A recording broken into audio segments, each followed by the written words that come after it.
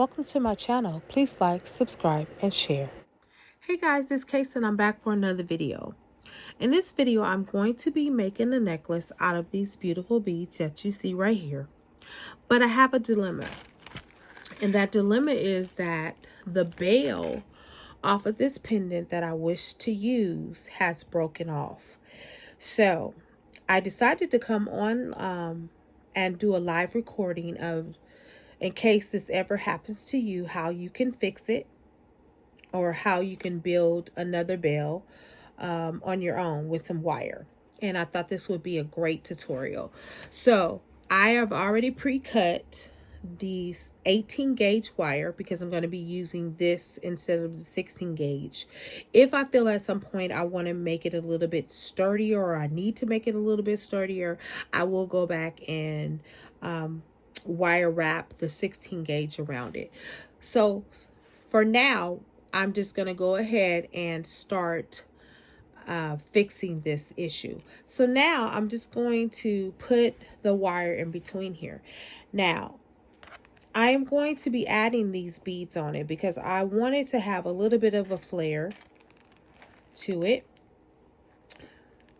We're just going to make this fun. And I was sitting here thinking, oh my goodness, the bail broke off. And sometimes that does happen, you know, for whatever reason. The bail part breaks off of it. The hoop part, or the loop part, I should say, breaks off of it. And you don't really know why it does it. You know, it could be a, you know, just a dysfunctional bail or whatever. And it happens from time to time. It's not a big deal. You can't correct it. And you don't have to throw out, you know, the beautiful pendant. You can, you know, just do something else. Okay. And so I'm just adding a few more of these beads on here. And this is the agate druzy pendant, by the way. I love working with the different type of stones. And the reason why you know that it's real, because it's more of a rough texture. You know, the stones, before they are faceted, if they come directly from the stone, they are a little bit rough. And they have like different textures in it, meaning they have like different, you know, flaws in it and all of that stuff. Okay. Now, so what I'm doing is I am creating another bail. Okay. And I'm making up one. So now what I'm going to do is I am going to take this, squeeze it together, and then I'm going to do a little twist and a little twist and twist it a little bit more. And there you have it. So now I'm going to follow this wire that I was twisting around, and I'm going to start wrapping it all the way around until it's sturdy enough. Okay. Now don't worry about gaps in it. That's not really a huge deal. You can push it down or you can just leave it as is. That's not really the issue right here. Okay. And as you can see, I'm creating a bail by wrapping it around. And then I will stop right about here because I don't know whether I want to take the wire through these parts yet. I'm not sure, but I'm just going to go ahead and play with this.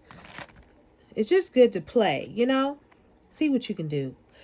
And if you learn how to wire wrap, you can absolutely make your own pendants.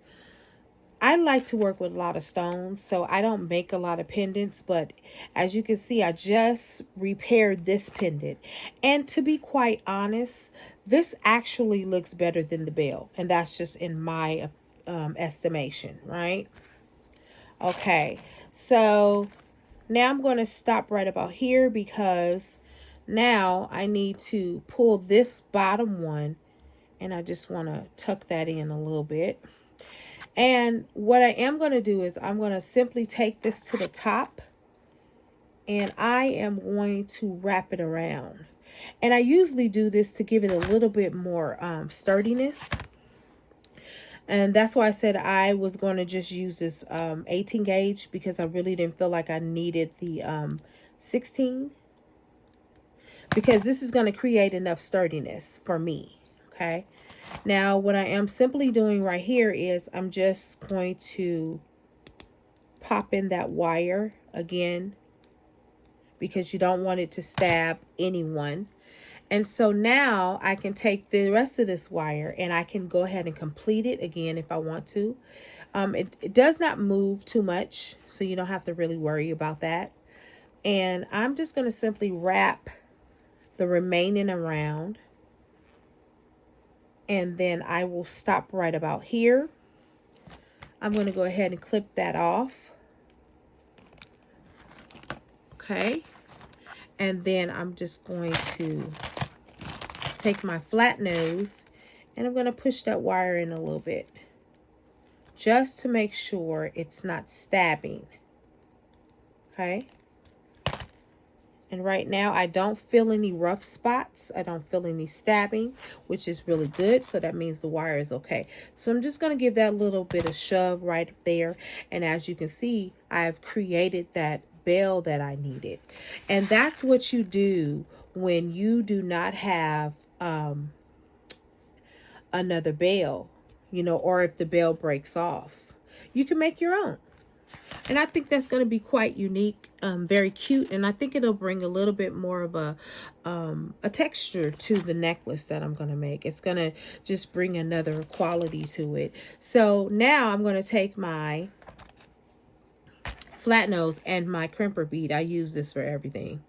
And I'm just going to slightly squeeze that jump ring right there. All right. And I love this jump ring because it's big enough where it can hold. Now, I've already pre-cut my 16 gauge wire. Okay. I've already pre-cut that. And so now I'm just going to simply put that pendant on the necklace, and then I'm going to give that a little bit of a bend out because it was a little bent. And I'm going to just start my beading. Now, what I need to decide now is how I'm going to do the pattern. Now, I can start off with these beautiful spacer beads right here, these open spacer beads. And I'm going to see how that looks. And again, I told you guys before that the necklace only takes as long as you are deciding what the pattern should be, okay? And sometimes it takes a while for you to figure out your pattern. And that simply means how you want the necklace to be designed, okay? So I like these. So I'm going to continue with beading it. Okay. Now I have 3 on this side and I need 3 on the other side. Okay. Alrighty. Okay. All right. This is really beautiful. Oh, put it on the wrong side. Hold on. All right. I mixed the wire up, but that's okay, because we can always fix it. Okay, so I have to take the extra one off of this side and go ahead and place it on this side, and there we go. Woo! All right, so now I'm going to start beading with my pattern. I'm just going to simply just start putting the beads on, and we're going to figure out how it, you know, how it works. Okay. I'm liking that. But what I really want to do is add a little bit of color here. I like this, and I'm going to not add the color in like back to back, but I'm going to try to spread the color out. We're going to see. We're just going to see how it works. Okay. All right. Now I'm going to go ahead and place this here, and I want to see what it looks like without a spacer in between it. You know, it's okay. Let me see. And you know what happened here? I want to show you what happened here. The spacers actually went to the other side. So I don't want that to happen. So I'm going to take these off, and I'm going to use something else right there. Now, I can decide to use these wood beads right here. And let me go ahead and do that, because I think that might work out a little bit better. Okay, so we're going to add the wood beads over here. And I'm only going to add 2. And then what I will do is I'm going to add those spacer beads back on, but I'm not going to add so many. Okay, I like that. That's pretty cool. Yeah, I think that'll work. And that way they won't go to the other side, because the jump ring is actually really big. Okay, the hole is rather. Okay, I like that. That's pretty cool right there. I dig that. So what I am going to do is I'm going to see what this bead looks like next to this. Okay, and if it looks pretty good, then I will bead the pattern. I think I like that. I think that's going to be gorgeous. All right, so now I can start adding some more of these wood beads here, because I have a few. I'm not going to do it all the way up, but I'm just going to definitely try to build some momentum with it, just to see how it's going to look. And again, if it doesn't look like the way I envision it or think that it should go, I am going to take it apart. Okay. All right. Okay, I like that a lot. Really, I like that a lot. And so now what I'm going to do is I'm going to put this bead on there and that bead on this side. And oh yeah, we're building something very, very pretty and very unique. I think so myself. I just love the colors. When I was looking at the colors, I was thinking, hey, you know what? I think those would be really nice together. So what I'm going to do now is I'm going to add these spacer beads on there, because I want to use those. And it's going to be like a every other. And a every other is meaning that when you have less than a certain amount of beads that you know you want to combine with a necklace, or inside of a necklace, you do it every other, so that it can spread throughout the whole necklace, basically. All right.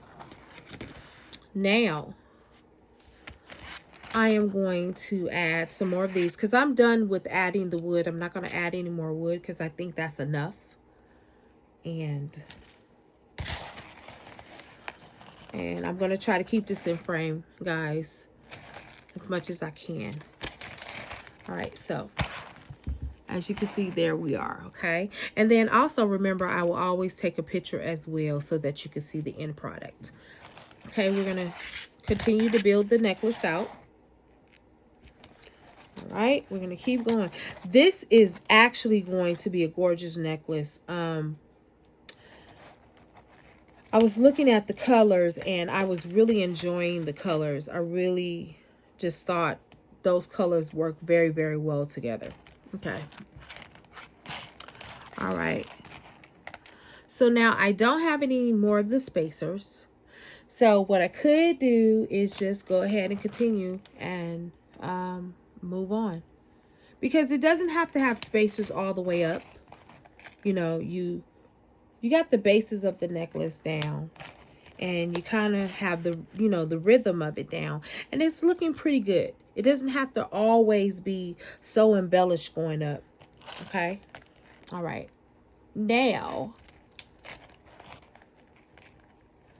I've used those colors, because the other ones I'm going to use, I have 2 more of these colors, but I want to use them as earrings, because I want to make something matching. So It just, you know, looks gorgeous. Anyway, so, all right, I'm going to keep going, and I am almost finished with the necklace. And again, your necklace doesn't have to take very long. Again, it all depends on if you have your pattern already down. If you have your pattern already down and you pretty much know how everything's going to look, it doesn't take that amount of time. Now, the amount of time that it took really was to fix this. That's what took the amount of time. Okay, so I'm going to stand this up a little bit, which I did. Okay, and I may be adding on a couple of more. I want to switch that one out. Okay, let me see how this will look. And then again, I'm going to look for that closer bead that I always tell you guys about. Closer bead is very important. It is a smaller bead that you use for your necklace.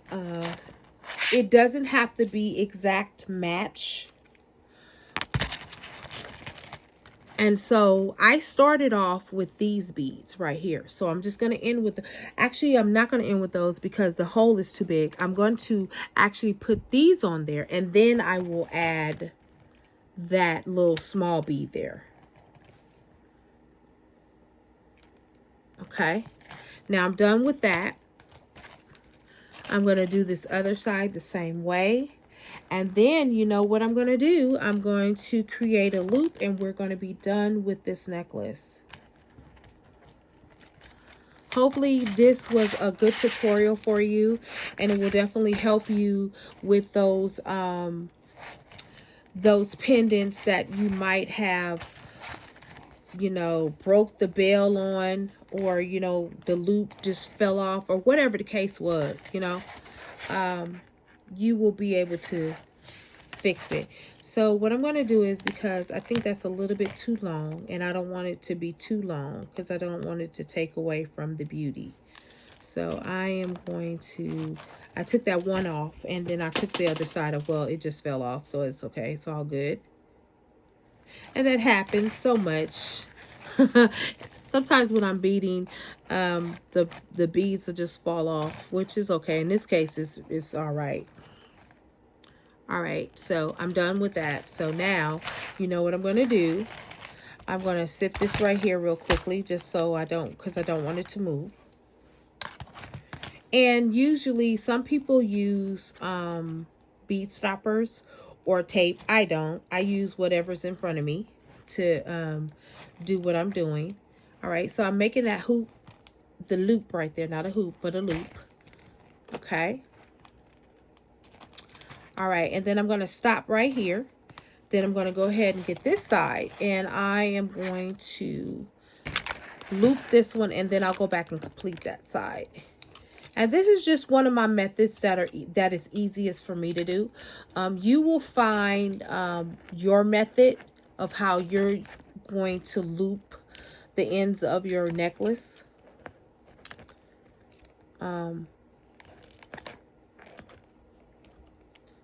And not to worry, because you will find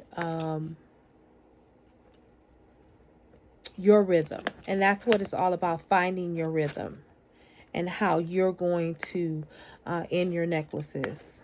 You know, I know some people, they take the ends and they add little embellishments on it, like little charms on it. I don't necessarily do that all the time, most of the time, but I have done it. Okay. All right. So I'm going to get my flat nose because I want to push this up just a little. And as I told you, sometimes it gets off track. You just give it a little bit of a push, and then you keep going. Okay? Keep going. And you can always unravel it if you want to and start again, but I don't see why I need to in this particular thing when I can just keep doing what I'm doing. Okay. Okay. And we're going to keep going. There we are. And then I'm going to give that a little bit of a push forward. And then I am just going to keep wrapping. Okay. And we're going to push that in a little bit. There we are. And as you can see, it's coming out pretty nicely, okay? Okay, then I'll do one more loop. And then I will simply cut it here. Always cover your wire, okay? Then I will take this final piece right here. And I'm going to ravel, just, keep pushing it in until it goes in. And it's no longer sticking out. It's no longer problematic. You don't have to worry about our hands and skin or any of that. And I've also made sure that this side was able to move. Okay, I am going to finish off this side right here. Right? And I am going to simply cut the rest of this off here. Righty. And then I will shove that wire in there.